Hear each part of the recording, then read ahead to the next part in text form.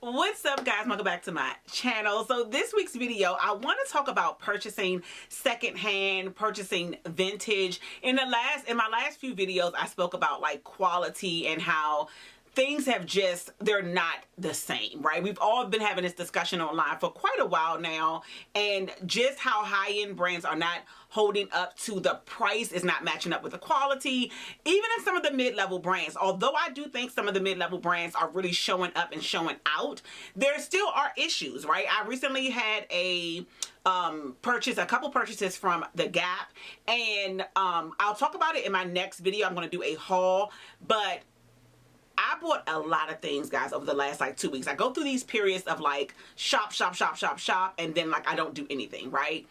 The amount of returns I have is it's startling, if you want to know the truth, to me, because I could not believe how many things did not work out. It also proved to me why I don't order things online. I like to touch, feel, and see things for myself. I ordered, especially from the Gap, blindly, but I was in shock of how it wasn't the Gap we knew from the 90s and early 2000s. Like, I got a denim jacket that feels like a shirt, and it has that, I guess it's like formaldehyde scent. You guys know when you order something from like a really cheap site and how it has that weird smell to it.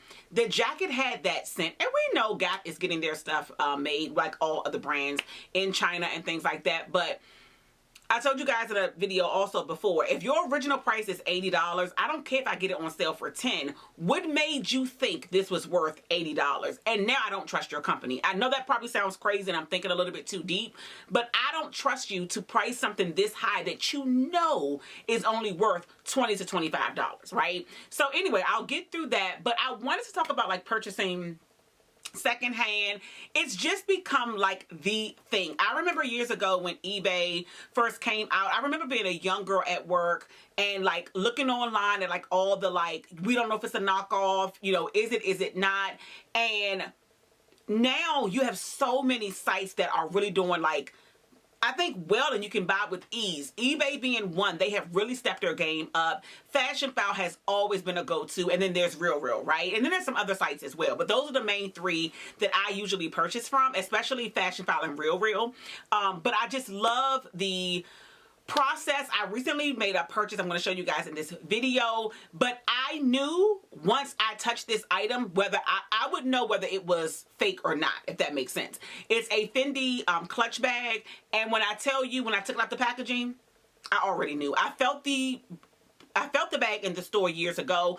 I never forgot it. I've said here plenty of times before as well, Fendi's quality is really unmatched. They have really great quality. This bag is super heavy, and the hardware, you can't fake this, right? But when it comes to brands like Chanel, I also feel like even if you're purchasing it secondhand or even at an estate sale, the fakes back in the early 2000s and the 90s were so bad, you would know you have a fake one, if that makes sense, right?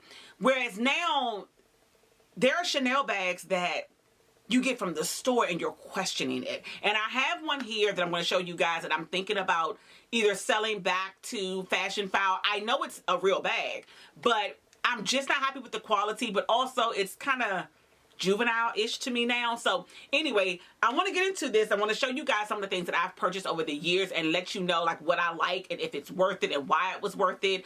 And so let's get into it. So we're going to start off strong, super strong with my Chanel purchases. So I'll go through them one by one. And I don't know why I have this one. This one was the only Chanel bag that I purchased from the store. It's a chevron lambskin. I guess this would be like considered a large. So I'm going to put this back because this was purchased from the store, and we're only going to talk about things I purchased on the resale market. Okay, so I own resale 1, 2, 3, I think 5 Chanel bags I bought resale, and 6 including the one I just showed you guys. And so my very first vintage Chanel bag, the story behind this bag is I need to look back at the year. If I can remember pricing, I will go back and tell you guys. Matter of fact, I'm going to log into RealReal right now to find out what year and how much I paid for this bag.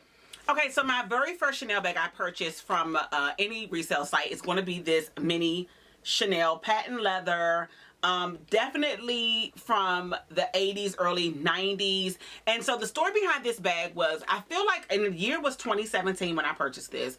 I remember being in the mall and I was like, I'm just noticing everyone with these small square Chanel bags, right? And I'm like, where are they getting them from? Some of them seemed new, some seemed older, and it intrigued me, right? And then all of a sudden, I don't know if you guys remember, I feel like around 15, 16, crossbodies became a real thing. Where like, I don't remember people really wearing crossbodies unless you were going to like Disney World with your kids and you had a crossbody bag on, right? I was like, why is everyone wearing crossbodies? So it intrigued me. I go on Fashionphile and I always kick myself. I found this same bag in there was some in lambskin and some in the caviar leather. Guys, that bag was $1,300. I never forget. I was like, oh, I don't want to pay that. That's high. I feel like it's total regret.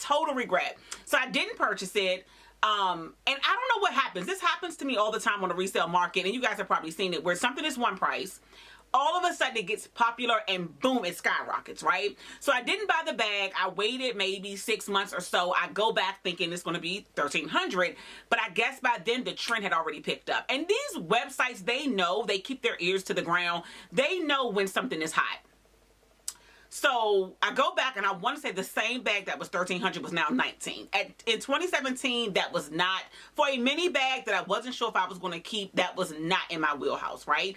Right now, that's fairly cheap because on the resale market, these bags are like $3,000 to $4,000, right? But at the time, I'm like, I seen it at $13.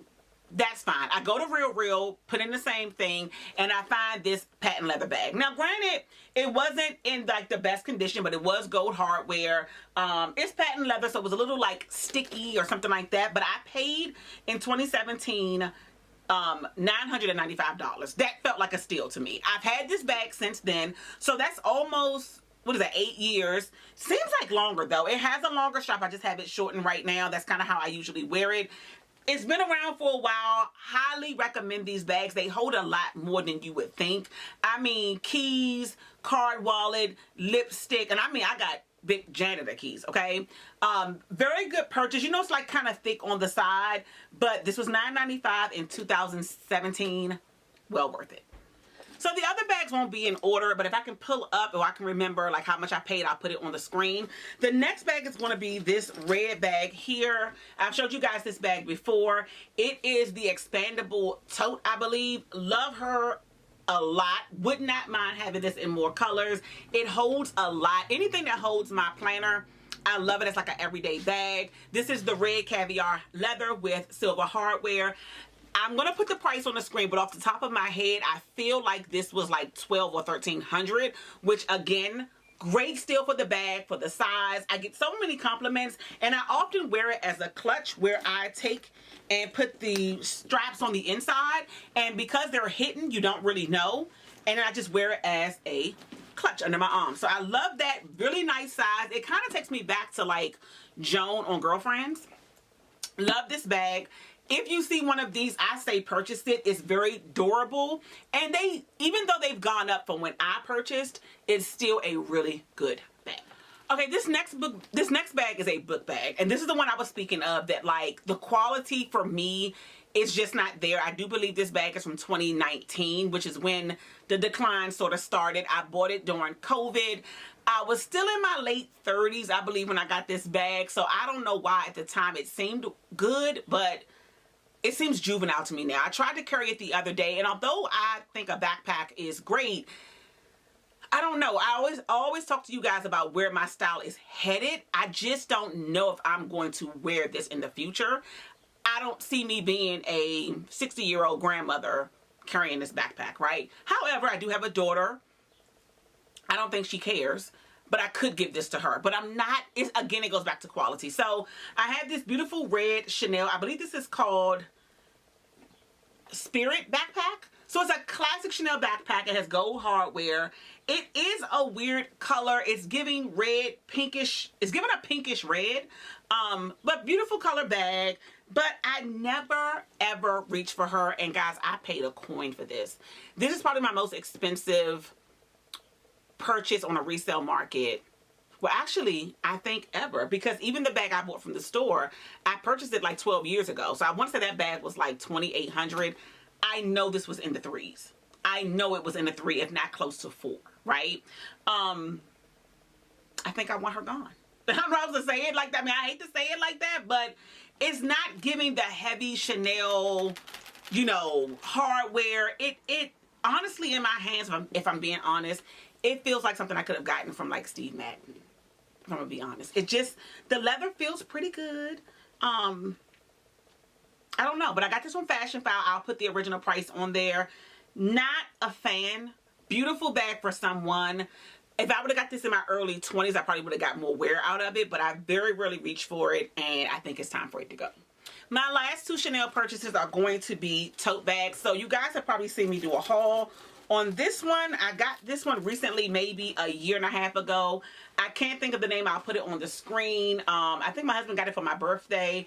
It was, I think, like $1,500 on a resale market. It's just a big, slouchy, throw everything in it kind of tote, model off-duty bag. You can put your kitchen sink in here. It is one of those bags that's going to like slouch, and depending on what you put in here. I do carry a bag organizer when I carry this purse, but it does get super heavy. But I love it nonetheless. It has the crinkled patent leather, very cost effective. And to have purchased it a few years ago, you get the good heavy, like this is a heavy chain. That one is not. This is a good heavy Chanel chain. Love this bag. I don't carry it as often as I should. We're now back to work, so it was intended to be a work bag, but I'm on a commuter bus. I just carry a book bag, right? So I do need to carry this more often. It's definitely an airport tote, but I will link this if I can find it because they're a really good price. And the inside, I mean, it's huge. It is humongous. Like, you can get your whole, this can even be like an overnight bag. If you were going away just for the night, or maybe even, I wouldn't say weekender, but if you're going to spend a night bag, this is a good one. Okay, and my last tote, again, I'll put the pricing on the screen, is this classic Chanel tote bag here. It's just black with silver hardware. Again, I don't think I paid, this was between $1,100 and $1,400. Very good price. I love the detailing on it. It's just caviar leather. It has the red interior. This has the bag, pink bag organizer, but that is that red color. It came with a little pouch. Just easy. It has a zipper on it. It's a really easy, almost the size of a Neverfull. Again, if I find any of these, I will link them. It came in great condition. It's the perfect size tote bag. Again, something for the airport, something for work.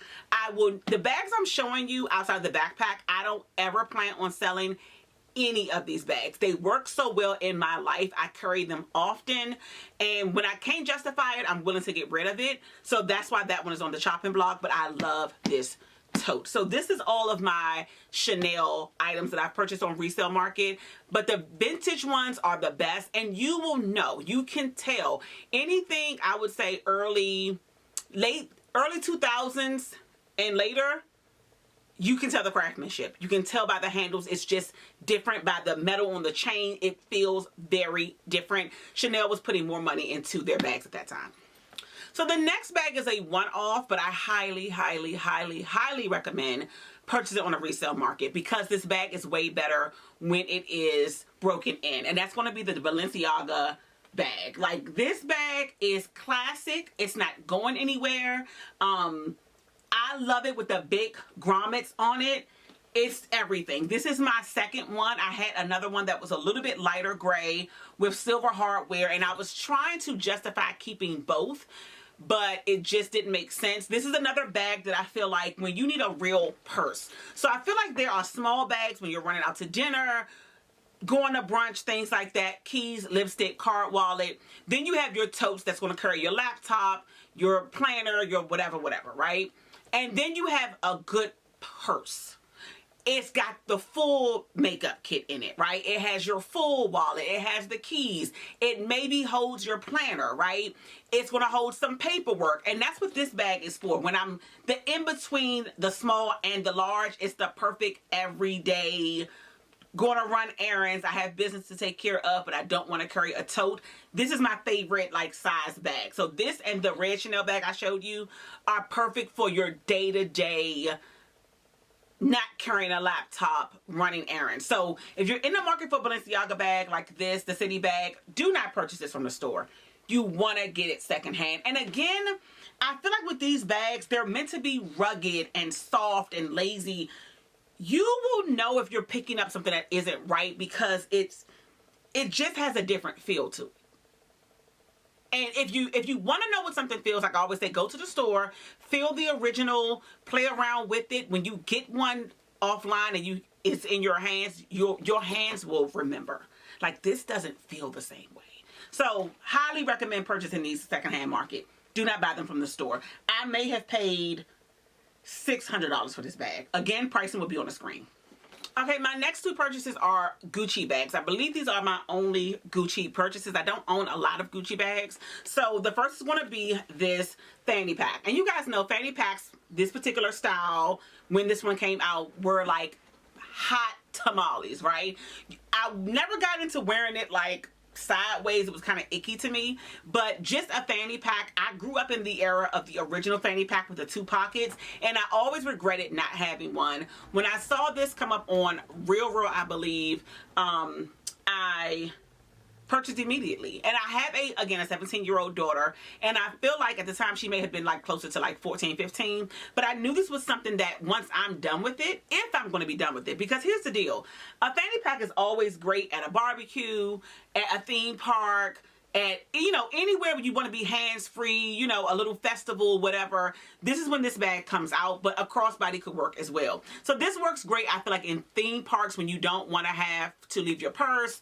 You can just have something strapped to you. This one doesn't have much at all going on the inside. There's no zipper. There's absolutely nothing, right? So I wish it had a little bit more to it. It holds a card wallet, a key fob, and your lipstick. That's probably it. I may keep this, but this may be the first bag that I actually give to my daughter. I think at her age at 17, she would get a ton of wear out of it. And so I'm thinking about gifting this to her on her 18th birthday. So we'll see. The next bag for me was more of a collector's piece. I saw this bag. I love the color of it. I love the Gigi Mormont is my favorite Gigi combination. You know, there's a couple different ways that Gucci has done their Gigi logo, but this is my favorite. It just looks rich. It looks so good, and it is the Mormont bag. Now, for me, it wasn't necessarily the style. The style is easy. It was the color. I had never seen a bag this color before, and if you want me in a color, this is me. Like, this is me. I wear my nails the same color, like purple. I've had this color for like years. It's almost similar. I'm always drawn to this shade of purple, pink, whatever it is. I love it. I love it. It makes my eyeballs happy. I don't carry her often, but I do love this bag. And so I purchased this. I will put the price on the screen. I'm almost scared to look. I do think I paid not a premium, but I think at the time they had come out. They weren't available in the store, and because this color was so hot, it still wasn't cheap. So I want to say in store it still was about $2,400, and I may have gotten it between $1,700 and $1,900, but I don't ever plan on parting ways with this bag. I just don't. The style is something I can wear forever, and the color is just fun. And again, it's me. You don't see bags this color. You see red, you see black, you see yellow, you see orange. You don't see this color right here. And so for my one bag that would be in my collection forever, whether I wear her or not.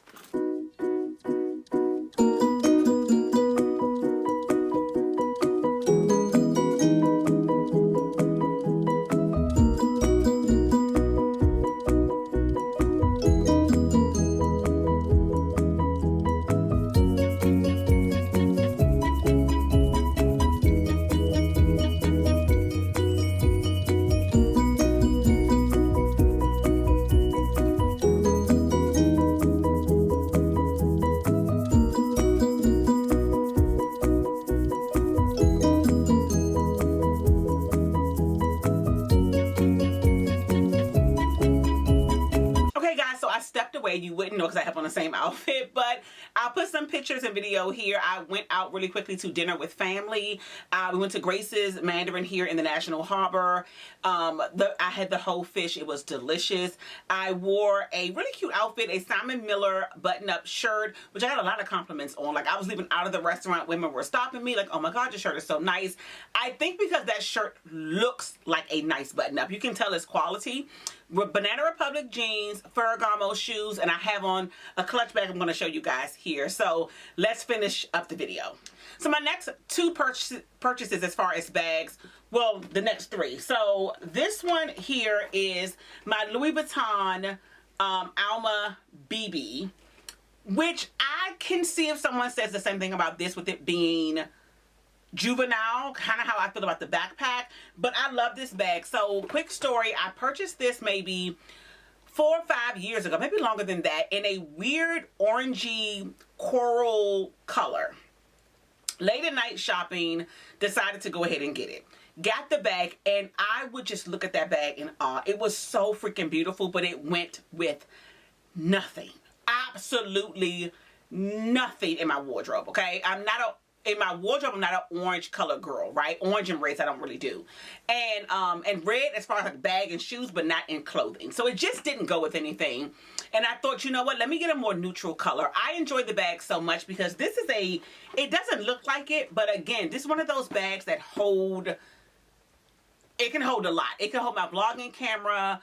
It can hold a full-size wallet, sunglasses, my janitor keys, all of that. It has the strap. So I got it in a more neutral tone with gold hardware. And this is just my neutral, like, bag when I need something as a crossbody. But, you know, I think it's really pretty. Also, the patent leather on the Louis Vuitton is really great in comparison to the Chanel. So it just adds, I think, a little expensive look to the bag versus it being in regular leather, in my opinion. Okay, the next two bags are recent purchases, and one is this Totem bag. I know I paid around $9 for this one, maybe even $7. I feel like I might have had a coupon code, but it'll be on the screen. So I have it in the crop with the gold hardware.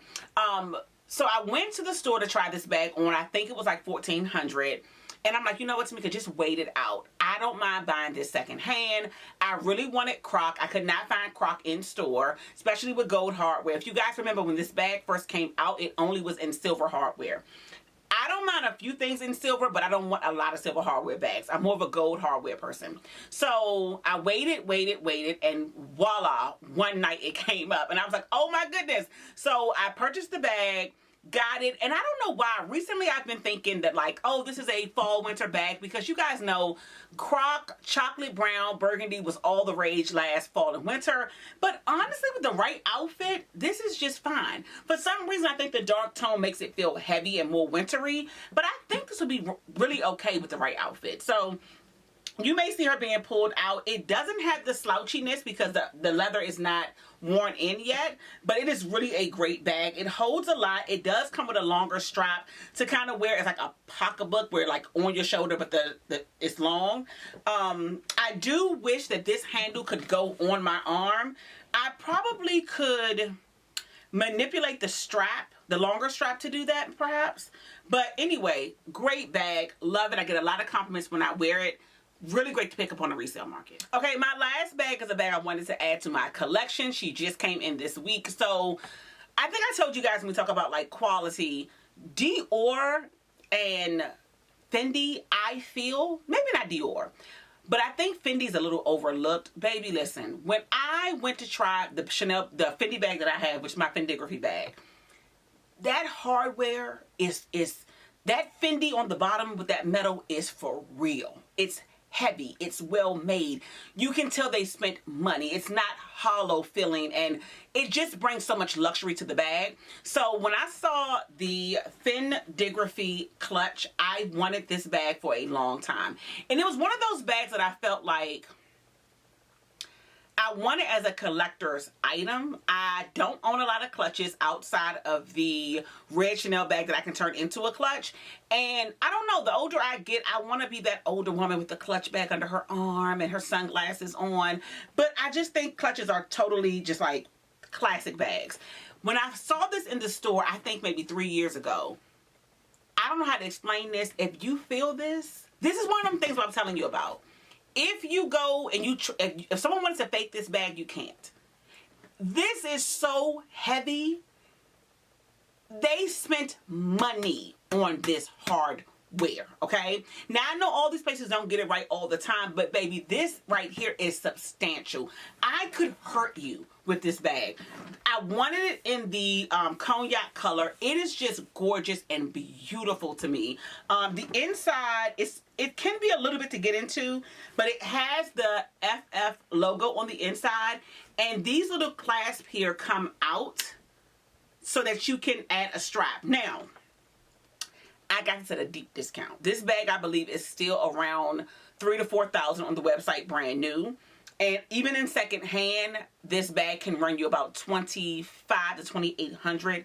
I paid $1,000 for this bag, okay? Now, it was missing the strap, but in my research, everyone said the straps fall off, so I wasn't really interested in the strap anyway. I don't see me carrying it in that way. I've worn it now, I think, twice since I've had it. It fits under your arm so, like, effortlessly. I'll show you a picture of me wearing it, and it fits quite a bit. The only thing was my large wallet, which is here, is huge, and it's almost the same color. It fits in the bag, but you have to kind of manipulate it down in there, but it drove me nuts. So I bought, I have a Chanel card wallet that fits in here just fine, but I have my keys in here, which I told you they're janitor keys. I have my vlogging camera, makeup, hand sanitizer, my card wallet, and I still have room if I wanted to fit like sunglasses down in here. I love this bag. I will forever keep this. And whoever had this bag, I think they wore her, but it's completely clean. The corners, the side, nowhere. A little teeny bit of scratching on the hardware if I'm being petty, but all of the internal hardware, meaning like this rim, was all still covered in plastic. It was like getting a brand new bag. So totally excited about it. Not sure what happened to the strap, but I also don't care. So let's get into the things I purchased resale from Hermès. So I saw these sneakers maybe about 4 years ago, and I had to have them. I looked high, I looked low, the store didn't carry them. Fun fact about Hermès, I feel like for shoes and costume jewelry, scarves, accessories, they're really not that expensive. Like, I think they're really decently priced. Hermès Click H bracelet at the store will run you, I think, about $7. I own one. I love it. I bought it out the store. I wanted to have it. It was special to me at the time, and I think it was worth every dollar, right? These shoes were no longer in stock, and I searched high and low, and I believe I got them from Fashionphile, and I just thought they were so cute. I recently wore them, actually yesterday, with a denim summer dress. They're just a really, really cute sneaker, and it has orange, blue, burgundy, and like this pinkish color. Believe it or not, it makes them very versatile to go with a lot of different things. I haven't worn them a ton, and they are like sturdy leather. So I feel like they're not really broken in because I haven't worn them a lot, but they can use a little bit more wear. And you guys know what I'm talking about. They almost feel like Prada sneakers, which can be really kind of tough, but I love this sneaker. So the next item is a Chanel thigh rain boot. So my cousin actually bought these shoes. I want to say, and here's the other thing about resale sites, like RealReal, Fashionphile. I feel like, especially RealReal, if you know, you know, they get the price wrong sometimes. Like, you can find the same item but at different price points. I don't know if they don't have, if the pricing department doesn't all get together or what's going on, but I'm not mad at it. So I found these over the thigh rain boots, and what made me want them, I have very large thighs, well, large legs in general. All of this all the way down is adjustable where it matters, right? So up until this point, I'm usually okay. This is where we get into the problem area. So when I saw how big this was, I thought, oh, I can fit these with no problem. So my cousin, I think she might have paid $11 for these, and they're well worth it at $1,100. They're a nylon material here, patent leather rain-ish boot here. They have the CC logo on the tab, and then up here at the top, and then it's also on the black on black on the toe of the shoe. These were brand freaking new. When I got them, they had a sticker on the bottom that said like $14.95.